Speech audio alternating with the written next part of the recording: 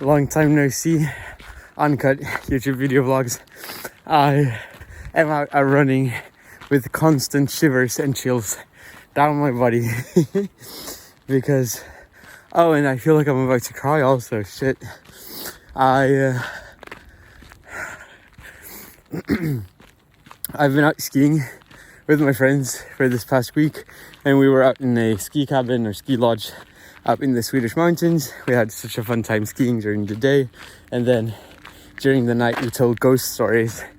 And there's this particular one that we got hooked on, and it was kind of like a running joke, scaring each other with this one. I guess it's a creepypasta. It's the Goat Man. It's so scary. Like, the thing is, I feel like with these creepypastas is they're not like immediately super scary. It's just they're so creepy in a way.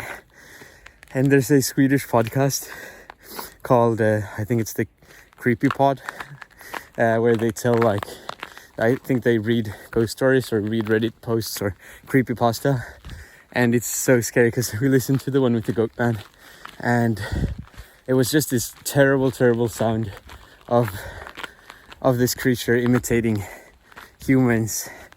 I'm so scared because it's pitch dark. As you can see, there's a couple of lights, but that doesn't really help because it just makes you see silhouettes or something.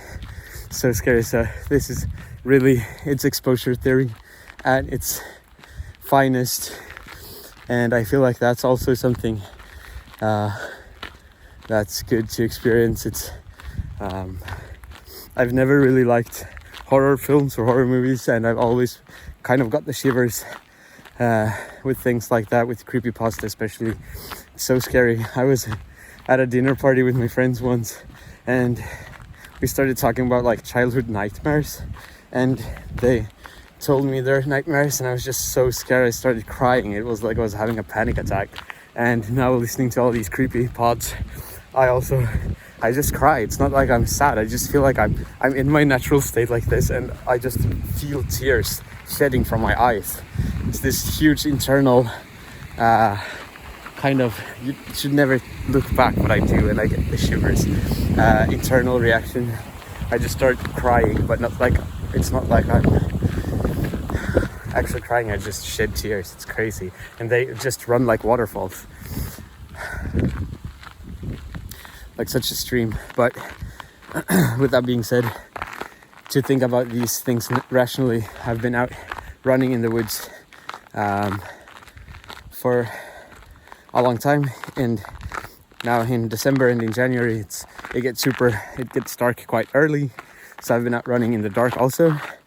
And I've never been scared before, but now I don't think I'm actually scared or frightened. I could probably go out into the woods where there are no lampposts, but maybe I should, but I also kind of don't want to.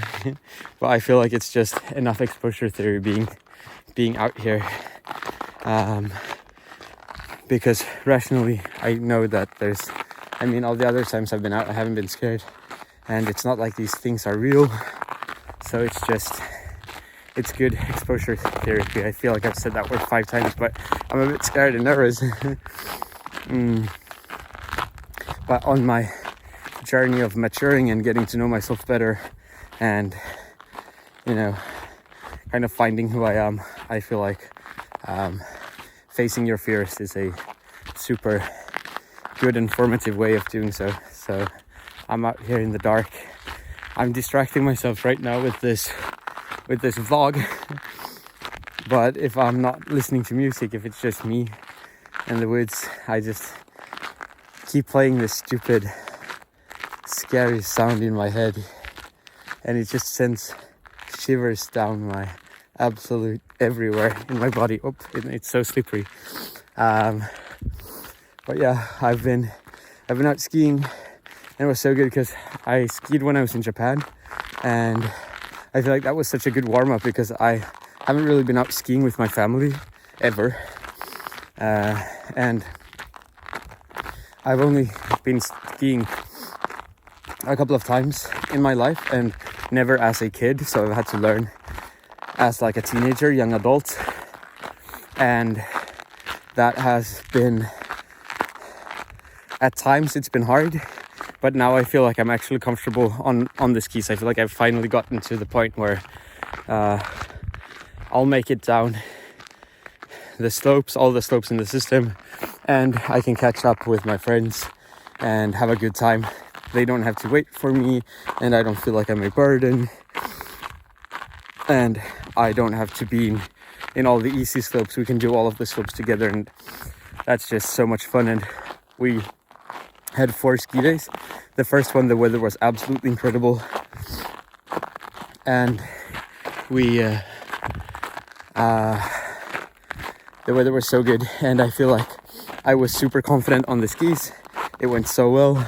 The second and third day were a bit harder because I lost some of this initial confidence, and my legs started to hurt a bit more, and the conditions weren't as good because the slopes were a bit harder and icier. And then on the 4th day, I felt like my skis were extensions of my legs or of my feet, and that was just such a crazy feeling to be so confident on the skis going down the slopes and doing the runs. It was absolutely amazing. And I tried to do some off-piste for the first time ever, and it went okay. I mean, I got down, but it was super difficult, and I just feel like I want to go out skiing more and be more in off-piste and just in the woods. Just, it's such a huge feeling of just freedom, being able to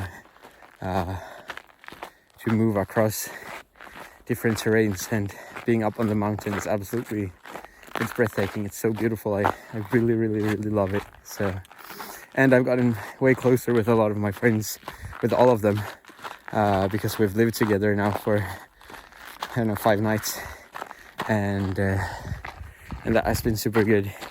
So, yep, that's the vlog. I'm out here facing my fears, and I've almost acquired, I feel like I've acquired a new skill, skiing. See you in the next one. It's so good to be back also. And now I don't have any more exams, which is just amazing. I'll soon go back to Uppsala, and that's gonna feel a bit strange to be back in that city, but really, really good. So I'm super, super excited to be back in southern Sweden. I'm out running also. Just want to add that. I've maybe I said, but we've been driving the car for 12 hours, and now felt good to get out and move your body. I'm also just trying to stall this vlog so that I don't need to face my fears of this terrible goat man. If you find creepypastas fun for whatever strange reason, or if you just want to challenge your fears and your comfort, I can recommend you to Google Goatman creepypasta. There are probably some Reddit threads and terrible pictures I don't even want to Google. Whew. Okay, I'll see you, hopefully, if the Goatman doesn't take me.